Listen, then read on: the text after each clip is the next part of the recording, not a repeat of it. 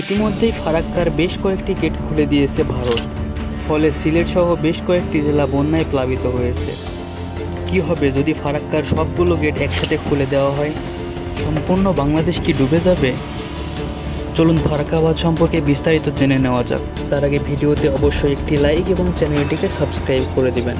আপনাদের 1 সেকেন্ডের একটা লাইক আমার 3-4 দিনের পরিশ্রমকে মূল্য দিতে পারে। বাংলাদেশ পানি উন্নয়ন প্রকল্পের তথ্য অনুযায়ী ফারাক্কার সবগুলো গেট যদি খুলে দেওয়া হয় তাহলে 11 লাখ কিউসেক পানি বাংলাদেশে প্রবেশ করবে।